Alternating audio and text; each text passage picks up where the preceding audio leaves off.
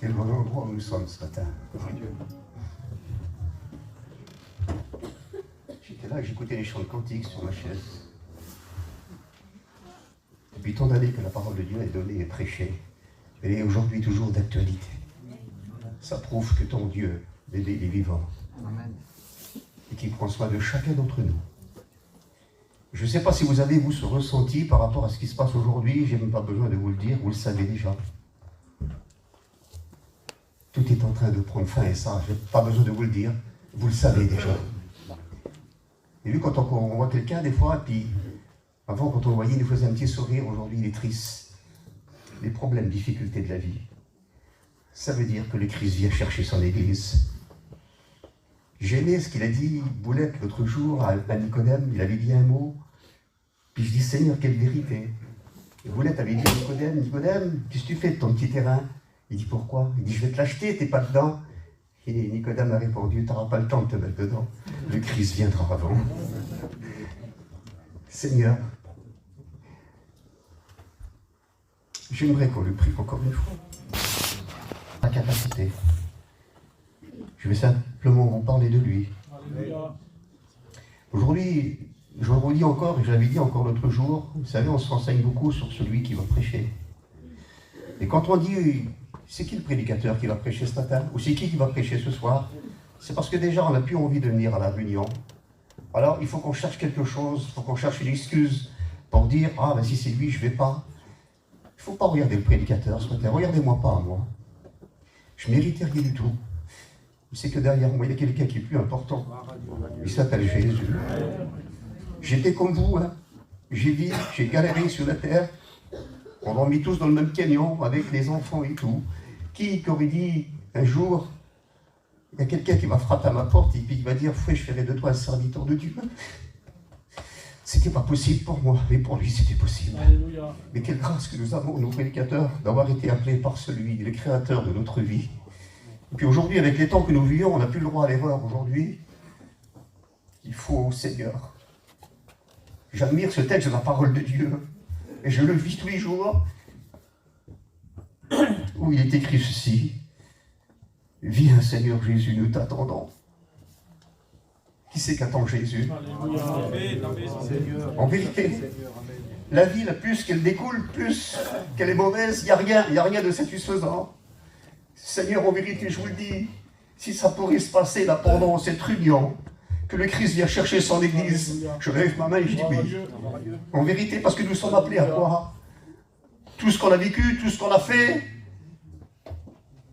le plus important pour nous, et je le dis, bientôt nous rentrons à la maison. Quelle beauté, va Rodé. Alors, le petit thème de la parole de Dieu que je vais vous donner, ça ne sera pas long, ça sera court, et puis ça sera simple, c'est des mots simples que j'ai choisis. Quand nos anciens prêchaient la parole de Dieu, vous savez, aujourd'hui, on cherche le meilleur prêcheur, le meilleur chanteur, la meilleure des chorales. Et puis quand on regarde sur le téléphone, on donne des éloges, puis c'est pas bon de donner des éloges. Quand on donne des éloges à un prédicateur, ou à un beau chanteur, ou à la belle chorale, après il est sur le téléphone, là on voit que lui, on n'entend que lui. Oui, Seigneur Jésus, c'est pas comme ça. Ici, ce matin, c'est un spectacle. On n'est pas dans une pièce de théâtre ici ce matin. Ici réside la présence de Jésus. Est-ce que vous le croyez? Il y a trop qui veulent faire des spectacles un petit peu mondains. Je ne fais pas comme toi, je fais mieux que toi, moi. Non, Seigneur, tu ne mérites rien. Alors, on va voir ensemble. Le thème de ce matin, c'est celui-ci. Je vais vous parler de l'ordre et du désordre.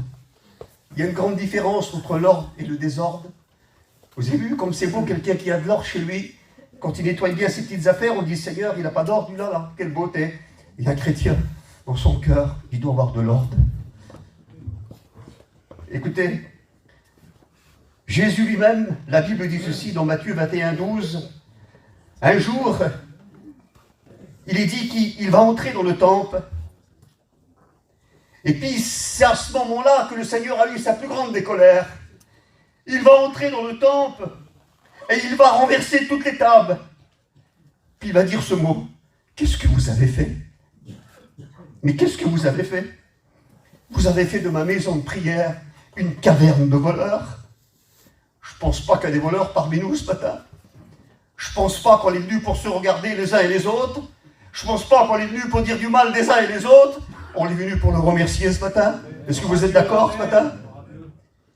Et puis, quand je regardais ce texte de la parole de Dieu, là, quand il est entré dans ce temple, je me dis, Seigneur, moi ce matin, ton assemblée, elle est là. J'apporterai ta parole, le conseil de ta parole que tu as mis. Mais je dis, tu es rentré avec nous, et il est avec nous ce matin. Est-ce que vous le croyez? Il est avec nous. Ah, c'est pour ça que je te dis que tu n'as pas le droit à l'erreur. Alors quand il va rentrer dans le temple, là, il va renverser toutes tes tables. Il va dire, c'est pas comme ça que je vous ai dit de faire. C'est autrement. Alors on va continuer le message. Merci pour la parole de Dieu. Il s'est mis en colère. Ah, écoutez, je vous raconte un petit sujet, puis ça va vous faire rire. Mais c'était une vérité, elle ne fait plus maintenant. Souvent, avant, encore maintenant, quand j'arrive de travailler, on est sale, on a une cote, et elle me disait toujours des fois, monte pas comme ça dans le camping, hein. Quitte tes souliers. Moi, je ne payais pas, ça me mettait en colère. Je rouvrais la porte. Je dis, c'est pas toi. Et quand je rouvrais la porte, mais que je voyais que dans ma caravane, tout était propre, tout était beau, tout était net, et puis que je me regardais à moi, et je dis, Seigneur, elle a totalement raison. Je ne peux pas monter comme ça dans la caravane.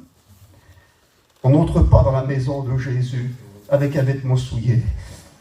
On rentre avec un cœur vrai, propre et net et sincère. Et puis après, j'ai dit, Seigneur, mais c'est vrai, elle a raison. Elle a fait toutes ses petites affaires, elle a mis tout en ordre. Dans la maison du Seigneur, il faut que tout soit en ordre. Nos pensées, notre cœur, notre marche, notre vêtement, nos regards, notre entendement, il faut que tout soit en ordre dans la maison du Seigneur Jésus. Alors, écoutez, je vais aller un petit peu plus loin.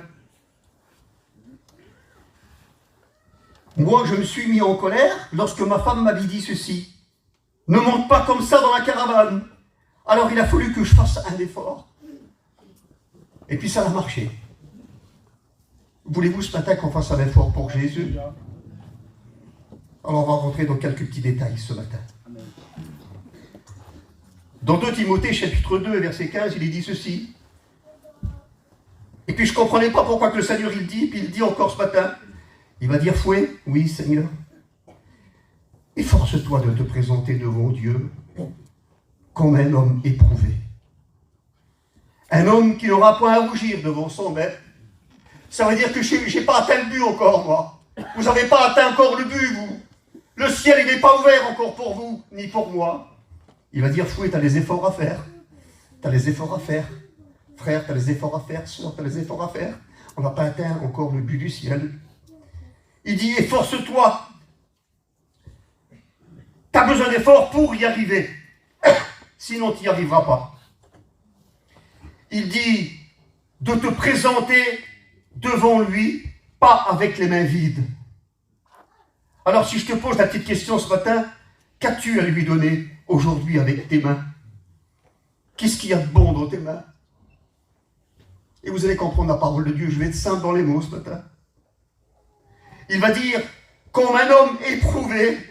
C'est beau quand on dit sur quelqu'un, je t'approuve mon frère, c'est beau ce que tu as fait, et c'est ce que Dieu attend de nous. Il va dire comme un homme éprouvé. Il ne veut pas que tu rougisses devant sa face. Tu sais pourquoi il ne veut pas que tu rougisses? Parce qu'il a misé sur toi. Il veut que tu sois le vainqueur. Qui c'est qui veut être le vainqueur de Jésus-Christ? Moi je lève encore ma main. C'est simple et beau. Écoutez, comme un homme éprouvé, il ne veut pas que tu rougisses. Parce qu'il a misé sur toi. Il t'a planté dans sa vigne pour que tu sois son ouvrier. Vous savez, vous l'avez fait comme moi, on a tous fait les vendanges. Il n'y a pas le métier le plus dur au monde. Et puis moi, quand des petits, vous ne voulez plus travailler, et puis que les autres, là, ça n'allait pas, le gars John est vers moi, il dit, Monsieur Meyer, il dit, on ne pourra pas vous payer. Il dit, le travail, il était mal fait. Le mauvais travail, avec le Seigneur, il n'y aura pas de salaire.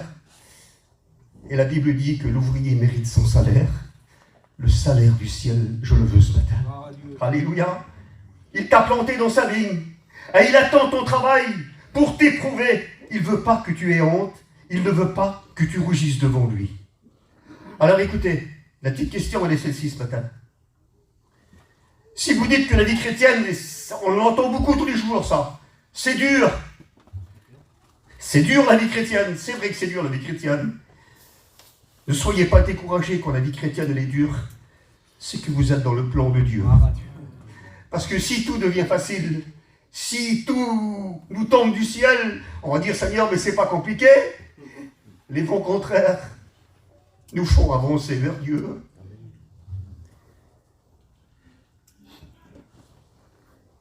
Il y a un combat qui n'est pas facile. C'est le foyer où la femme doit faire tout pour que son mari change d'attitude ou vice-versa des fois. Mais ce n'est pas toujours le cas. La Bible dit ceci, écoutez, celui qui veut vivre pieusement en Jésus-Christ sera persécuté. Alors je disais ça hier, mais je dis Seigneur, alors si je suis persécuté par rapport à la vie que je veux consacrer avec toi, je serai persécuté, mais je préfère pas être persécuté. Oui, mais le Seigneur il dit, si tu veux vivre pieusement en Jésus-Christ, tu seras persécuté. Alors il y en a qui ont dit, ah ben moi j'arrêterai tout alors. Non, la persécution nous fera atteindre les portes du ciel. Est-ce que vous êtes d'accord? Alors on passe des fois souvent par le creuset de la vie, par le découragement, les problèmes, les mauvaises nouvelles, la santé, la maladie ou quoi que ce soit. Excuse-moi Nicodème, il faut que je dise un petit mot sur toi. Et je sais qu'avec Nicodème, je suis libre. Nicodème, il passe par le creuset. Et Nicodème, quand il est ici derrière le micro, là, il a toujours un petit sourire qui sort de lui. Vous savez pourquoi? Il ne s'inquiète pas. Parce qu'il a du courage, il est fort, parce que celui qui est dans sa vie, dans son cœur, il s'appelle Jésus. Et c'est pour ça qu'il est encore debout. Et que c'est pour ça que l'Église est prie pour lui. Et que le Seigneur prépare des grandes choses pour lui. Alors moi, quand je le regarde, ça m'encourage. Et puis c'est comme ça, l'homme de Dieu. Il doit être fort, vaillant, héros. Merci, bravo David. Il t'a planté dans sa vigne. Et il attend ton travail. Quelle beauté, Seigneur. Celui qui veut vivre pieusement, il sera persécuté. Alors d'autres qui ont chuté. Mais il dit que la persécution nous fera atteindre les portes du ciel. Et il dit, le texte un petit peu plus loin, il dit, je cours dans le stade, afin d'atteindre la perfection. J'ai combattu le bon combat. J'ai gardé la foi. Désormais, la couronne de justice, elle m'est réservée. Mais quelle beauté, bravo David. Il y en a combien qui ont perdu la foi? Il y en a combien qui sont sortis de sa présence, de ses bontés? Il y en a combien qui chantent plus, qui apportent plus, qui témoignent plus, parce qu'ils sont tous partis de sa présence. Et écoutez ce qu'il écrit, ce qu'il est écrit dans la parole de Dieu. Il dit que l'athlète, il n'est pas couronné s'il n'a pas couru selon les règles. La Bible dit ceci, ce qui sera lu dans le ciel, ce qui sera lu sur la terre sera lu dans le ciel. Tes imperfections, ton manque, ton mauvais langage, ton mauvais regard, tout ce que tu as fait, que tu as joué avec lui, tout ça c'est écrit dans le ciel. Tu ne pourras pas y échapper. Et c'est pour ça que je vous ai dit, on n'a pas le droit à l'erreur. On ne vient pas n'importe comment dans cette assemblée ce matin. Ici, il y a des prédicateurs qui s'occupent de vous. Il faut les respecter, parce que derrière eux, il y a la présence de Jésus. Il y a le Maître Jésus. On ne fait pas ce qu'on veut. Tu n'as pas le droit de prendre tes dictées à toi. Tu n'as pas le droit de parler comme tu veux. Tu n'es rien du tout sans lui.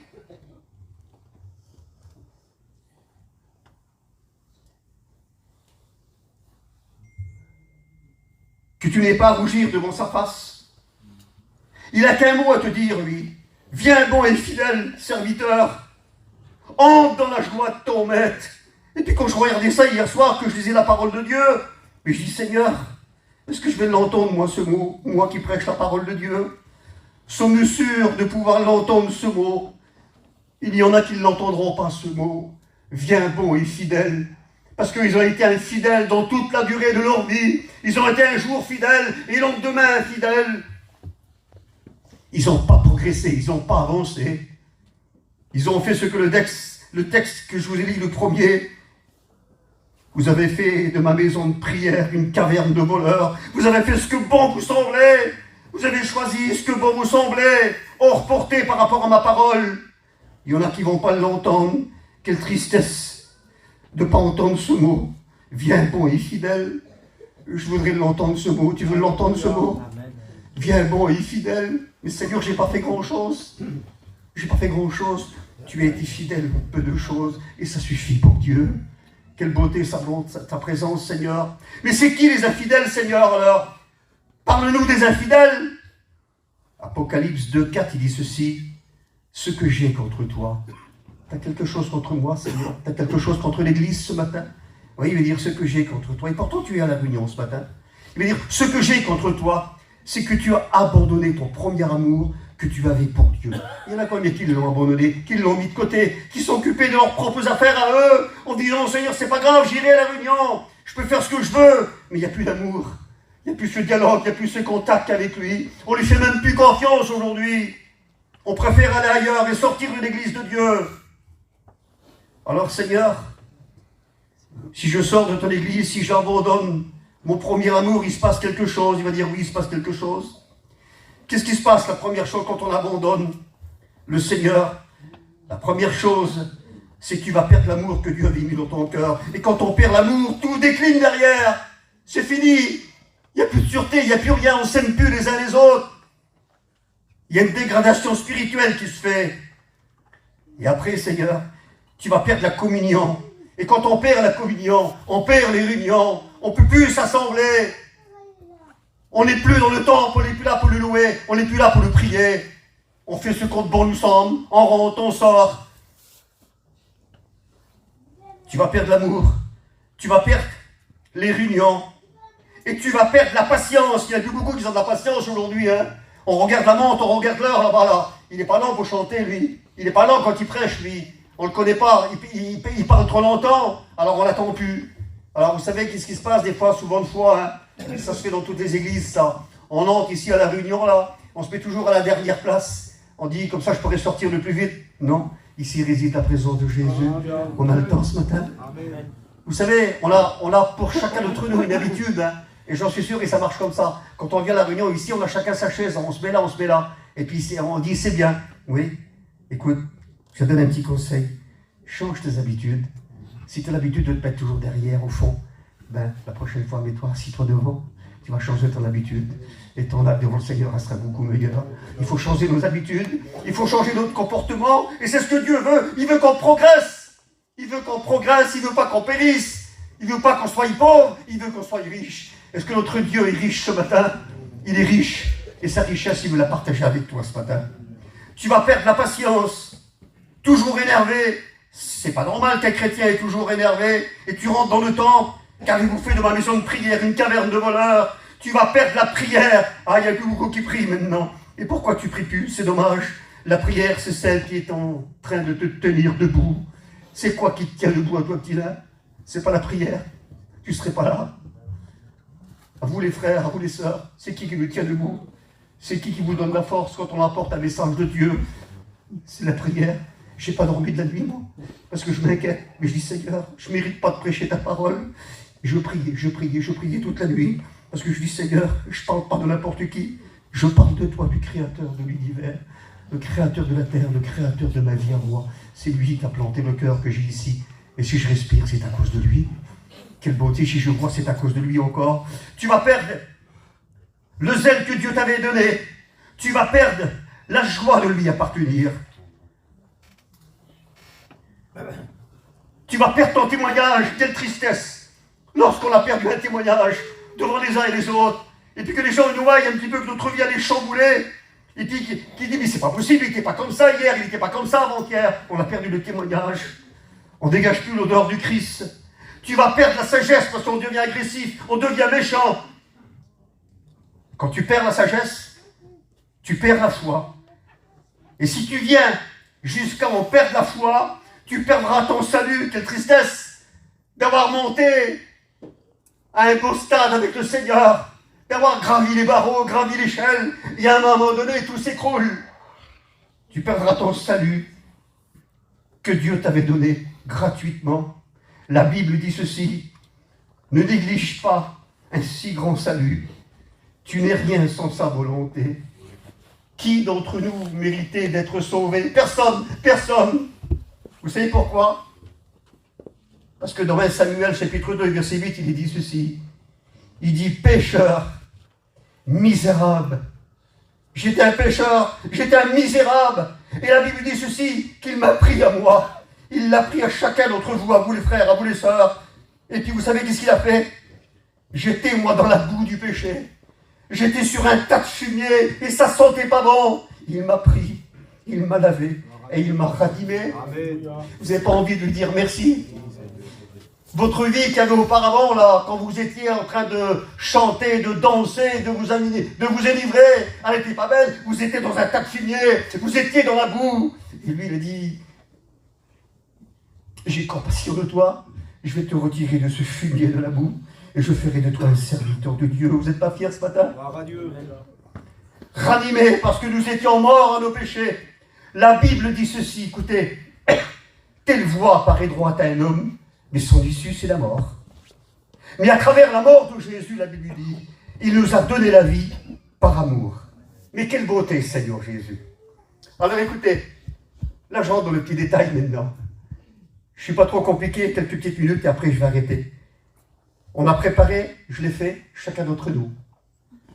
Là, dans la petite semaine, c'est les Noël qui arrivent. Alors on est tous contents. On a fait des cadeaux à nos enfants. On a partagé des cadeaux. Avec ma femme, j'ai été acheter des cadeaux pour les petits, puis tout. On est content. Même si le cadeau, des fois, il n'est pas beau. On ne sait pas s'il va plaire ou déplaire. Ce qui prime, c'est quand on reçoit un cadeau. Hein, c'est comme ça que ça marche. Hein. Alors, on se fait plaisir de faire des cadeaux. Et puis moi, j'ai mis ces petites pensées par rapport aux cadeaux que nous avons fait à notre famille, à nos enfants. Écoutez, on va le voir ensemble. Nous avons fait des cadeaux à nos enfants. Qu'as-tu à lui donner de bon pour toi ce matin, aujourd'hui, en échange de son amour? Pour toi, Seigneur, je t'offre un cadeau. Croyez-vous qu'il mérite un cadeau, notre Seigneur Jésus, ce matin? Croyez-vous qu'il mérite un cadeau de nous? Alors on va le voir ensemble. Il aimerait tant, à la place des plaintes, que nous lui offrons un cadeau ce matin. Je vais lui offrir un cadeau, moi, au Seigneur, ce matin. Et que chacun, s'il se voit dans le message ce matin, je dis, Seigneur, moi aussi, je veux lui offrir ce cadeau. Alors il faudra qu'on apporte ce matin à chacun d'entre nous. La présence de Dieu réside ici ce matin. On n'est pas n'importe où ici, là. On n'est pas, ce Seigneur, moi, on n'est pas emporté par rapport à la parole de Dieu. Ici réside la présence de Jésus. Alors je vais apporter un cadeau à Jésus ce matin, moi. Ça lui ferait ton plaisir. À la place des plaintes, il n'en veut plus de plaintes. Il t'a tout donné, il a tout fait pour toi. Alors moi, le premier, j'apporte le cadeau à Jésus ce matin. Comme nous allons le faire pour les fêtes de Noël. Seigneur, je lui apporte ce cadeau-là ce matin. J'ai préparé un petit cadeau parce que qui m'a dit, lorsqu'il m'a appelé à son ministère, il m'a dit, Fouet, je t'envoie, va en ordre là-bas, fais des études, j'ai un projet pour toi. 84, je suis rentré. Il a mis devant moi, il a dit, tu vas faire ce que je te dirai de faire. Tu vas apporter ma parole. Écoutez, Seigneur, toutes les âmes que tu as mis devant moi, je le dis moi, hein, et que tu as dit de leur apporter la parole, je l'ai fait. Aujourd'hui, ils sont sauvés. Voilà le cadeau que je t'apporte ce matin. J'ai assumé la tâche que tu m'as donnée. Les bonnes la parole de Dieu. C'est le cadeau que je lui apporte. Oh, écoutez, ce petit cadeau-là, moi je l'ai fait là-bas, depuis 84 en Nord. Et le jour que je vais comparaître devant lui, je vais dire, Seigneur, voilà le cadeau que je t'apporte. Toutes les âmes, par rapport aux réunions, que je me suis occupé de ton œuvre, ils sont sauvés. Mais quel privilège, quelle beauté, comment le Seigneur va nous remercier. Alors maintenant, ton cadeau à toi. Je suis ton ouvrier, la Bible dit. Je travaille dans ta vigne, et la récolte, elle n'est pas pour moi. Même si j'ai apporté les âmes, la récolte, elle n'est pas pour moi, elle n'est pas pour toi, elle est pour lui. Admettons, on va voir le cadeau que toi, tu lui as apporté. Qu'as-tu à lui offrir ce matin comme cadeau que tu peux lui offrir? Mais j'avais marqué ça comme ça, tout simple et beau. Le cadeau de ton cœur, faut que tu lui donnes ce matin. Tu n'es pas rentré n'importe où ici ce matin, parce qu'ici réside la présence de Jésus. Seigneur, je t'offre le cadeau. Oui, tu l'as peut-être pu, tu l'as éclairé. Seigneur, je t'offre le cadeau de la patience que j'ai toujours gardé pour toi. Est-ce que tu l'as encore, ce cadeau pour Jésus? Le cadeau de la patience que Dieu a mis dans ton cœur. Et il attend que tu lui donnes là. Il attend que tu lui donnes dans cette nouvelle année. Parce qu'en toi, il n'y a peut-être plus la patience. Pris par les bouleversements et les choses de la vie. Et puis lui, il attendait de toi ce petit cadeau. Il a dit, je te le donne, moi, ce cadeau-là. J'ai mis en toi, en ton cœur, la patience. Et puis le cadeau, là, si je te pose la question, et si Dieu te pose la question, je ne sais plus où il est. Parce que tu n'as plus de patience. Et c'est comme ça. Alors on va aller un petit peu plus loin. Il a dit à toi, j'attends mon cadeau. Le cadeau de la bonté. Alors, lui qui est assis auprès de toi, ou elle qui est assis auprès de toi, elle peut dire, moi je l'ai toujours, le cadeau de la bonté. J'ai toujours été bon envers toi, envers les uns et envers les autres. Moi, Seigneur, je peux t'offrir ce cadeau ce matin. Puis l'autre qui est à côté, il dit, Seigneur, moi, le cadeau de la bonté, je l'ai plus. Je l'ai égaré. Je ne sais même plus où c'est qu'il est. Et c'est ce que Dieu attend de toi ce matin. Il veut que tu lui offres un cadeau ce matin. Vous êtes prêts à lui offrir le bon cadeau ce matin? Vous savez, un cadeau, c'est un signe de remerciement. Vous n'avez pas envie de le remercier ce matin de ce qu'il a fait quand tu pleurais, qu'il a essuyé tes larmes, quand il t'a guéri, quand il a béni tes enfants, quand il a fortifié ta vie, ou que tu étais loin égaré, qu'il t'a retiré encore de nouveau. Il est le Dieu du recommencement. T'as pas envie de le remercier ce matin. T'as pas envie de lui offrir un petit cadeau. Arrête avec tes plaintes. Arrête avec tes pensées. Arrête d'être agressif. Ce que Dieu veut de toi, c'est que tu sois sincère et vrai et que tu le sers avec vérité. Même si tu es tout seul chez toi, Dieu sait tout, Dieu voit tout et Dieu connaît tout. On n'est pas là pour avoir un beau vocabulaire, avoir une belle éloge. Non, c'est pas ça. Seigneur, je t'apporte encore un autre cadeau. Et celui-là, il n'est pas facile. Je n'ai pas pu le garder, celui-là. Il était trop dur. Et combien de fois vous étiez pris dans cette partie-là aussi? Le cadeau de la maîtrise de soi. Ah, c'est dur, Seigneur, ça. Il y en a qui l'ont encore. Quand on vous énerve, quand on vient vers vous, et quand on vous dit une parole mal placée, on n'arrive plus à se maîtriser, alors on sort dehors, et puis on hurle. Non, c'est pas bon. Le Seigneur, il dit, j'avais mis en toi le cadeau de la maîtrise de soi, et tu dois le garder jusqu'à mon glorieux retour. Est-ce que vous êtes d'accord? Et puis il va dire encore un peu plus loin, je voudrais ce cadeau que je t'avais promis. Et je ne l'ai plus non plus, Seigneur, celui-là. Le jour de ma conversion, je l'avais. Et je ne l'ai plus. Le cadeau de la droiture que j'ai toujours gardé pour toi. Toujours droit, toujours une bonne pensée spirituelle pour toi. Et je ne l'ai plus, Seigneur. Mais il y a quelqu'un qui est à côté de toi, là. Ton frère, ta soeur, il dit, moi je l'ai encore, le cadeau. Le cadeau de la voiture, je l'ai encore. J'ai toujours été net et droit et sincère avec toi. Et Seigneur, ce cadeau-là, je te l'apporte encore ce matin. Je te l'apporte dans cette nouvelle année qui arrive. Le cadeau de la prière, il va dire le Seigneur. Il est où mon cadeau de la prière? Tu ne pries plus. On ne t'entend plus prier. Tu te mets dans l'éloignement. Tu n'as pas la patience d'être assis, de fermer tes yeux et de le prier. Et c'est le cadeau que Dieu t'a donné. Il voudrait le recevoir ce matin. Le cadeau du témoignage, tu ne peux même plus l'apporter non plus. Le cadeau du courage, ce qui te fera tenir debout. Le cadeau du courage. Jésus l'attend de toi ce matin. Nicodème, quand je te regarde, je suis béni. Tu es vraiment un homme courageux. Tu pourrais te décourager. Oui, mais il ne peut pas se décourager. Il a le cadeau qu'il va lui apporter à son maître. C'est le cadeau du courage. Quelle est bonne sa parole, Seigneur. Le cadeau d'avoir toujours resté avec toi, Seigneur. Le cadeau de ne pas me laisser borner par les choses de la vie, d'aller de droite et de gauche, mais d'être toujours dans la voiture et d'avoir toujours resté avec moi. Alors c'est des cadeaux qu'on peut apporter à Jésus ce matin. Il l'attend, ce cadeau. Il y en a qui ne pourront pas le faire ce matin. Ils vont dire, Seigneur, je n'ai plus moi ça. Je n'ai plus la patience. Je n'ai plus la bonté. Je n'ai plus l'amour. J'ai plus la maîtrise. J'ai plus la droiture. J'ai plus la prière. J'ai plus de témoignage. J'ai plus rien du tout. Alors donc, tu es un homme perdu, considérable? Non. Il va dire, moi, l'Éternel, je suis le Dieu du recommencement. Et je peux encore ce matin. Parce que le plus beau des cadeaux qu'il a pu faire pour chacun d'entre nous, c'est qu'il a donné sa vie pour chacun d'entre nous. On ne méritait rien du tout. Quel beau cadeau qu'il nous a fait. Et en échange, il veut notre cadeau à lui aussi, lui.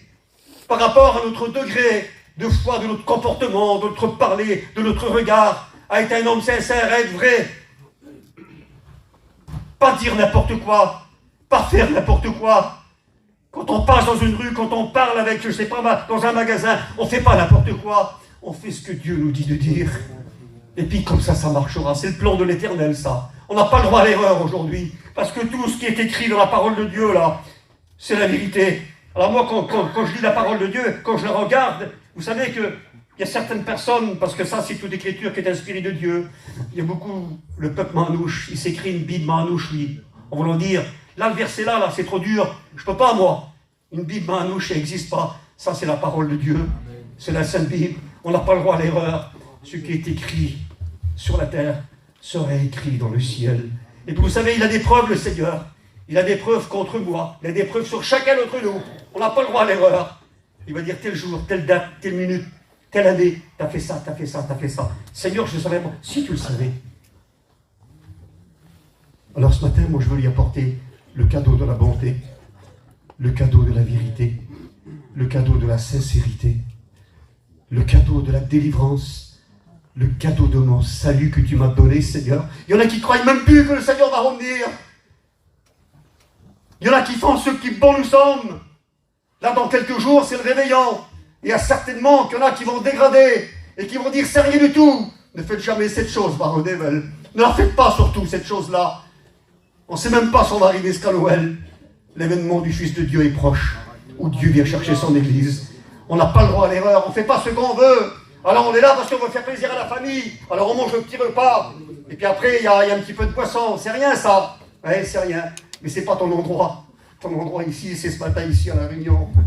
Où réside la présence de Jésus ici, là. Ça, c'est le bon endroit. Et puis après, on joue sur le téléphone. Ah là là, quelle belle soirée qu'il a fait. Quelle soirée de ténèbres que tu as fait. On ne veut pas de soirée de ténèbres. On veut la soirée du ciel, nous. On veut être en présence de Jésus. Il faut qu'on sache s'éloigner. C'est pour ça que le Seigneur s'est mis en colère. Vous avez fait de ma maison de prière une caverne de voleurs. On n'a pas le droit à l'erreur, on n'a pas le droit de faire ce qu'on veut. Il faut qu'on se retire de certaines personnes. Celui qui y part doit montrer un témoignage, de ne pas se mélanger, de ne pas dialoguer, de ne pas participer et de ne pas y rester. Parce que qu'est-ce qu'ils diront de nous? Vous savez, même s'ils ne le disent pas, ils vont dire, tu as vu, il a passé la nuit avec nous. Il était là, tu as vu, hein, il a bu un verre aussi. Un peu plus, il dansait. Non, c'est pas bon ça. C'est pas le bon endroit. Le bon endroit, c'est la présence de Jésus. Amen. Alléluia, vous êtes d'accord avec moi? Alors on va y apporter un cadeau ce matin. Les erreurs de ma vie que j'ai fait, Seigneur, le petit cadeau là que je dois t'apporter, je ne peux plus l'apporter. Mais la Bible dit qu'il est le Dieu du recommencement. Il veut renouveler les forces que tu as perdues. Il y en a peut-être plusieurs qui ont perdu des forces ce matin, qu'ils n'arrivent plus à faire un pas avec le Christ, qu'ils n'arrivent plus à avancer, et qui se disent, Seigneur, où j'en suis? C'est la question que je me pose tous les soirs, moi. Je dis, Seigneur, où j'en suis? J'entends toujours une petite voix qui me dit, je suis avec toi, Fouet. Je participe à tes pensées et j'exauce ta prière. Et puis aujourd'hui, vous savez, on attrape une âge, et puis quand on prie le Seigneur, on ressent tout de suite qu'il y a quelqu'un qui est avec nous. Ce quelqu'un s'appelle Jésus. Il a dit, je ne t'abandonnerai point, je ne te délaisserai point. C'est sa parole et c'est sa promesse. Alors que nous, chacun d'entre nous, beaucoup l'ont fait, ils l'ont abandonné, ils l'ont mis de côté. Tu es seul dans le désert et tu n'arrives plus à avancer. Mais il y a quelqu'un ce matin encore qui te tend la main de nouveau, parce qu'il est le Dieu du recommencement. Et ce Dieu du recommencement, il s'appelle Jésus. Alors tu voudrais faire un nouvel effort avec lui? On dit souvent, c'est un frère qui l'a dit l'autre jour, je te promets que dans cette nouvelle année, Seigneur, je vais faire plus pour toi. Encore plus pauvre que l'année passée. Il faut que ta parole soit vraie, sincère et vérité. C'est pas la peine de le dire avec ta bouche. Dis-le plutôt avec ton cœur, entre lui. Amen. Vous savez ce que dit la parole de Dieu lorsque tu le pries? Tu n'as pas besoin d'éloge, tu n'as pas besoin de monter au micro ici pour accumuler tes affaires. Il dit, lorsque tu me pries, il y a des choses qu'on ne pourra pas tout dire à un serviteur de Dieu, mais le Seigneur, il va dire, entre dans ta chambre, ferme ta porte et prie ton Dieu dans le secret et il te donnera ce que ton cœur désire.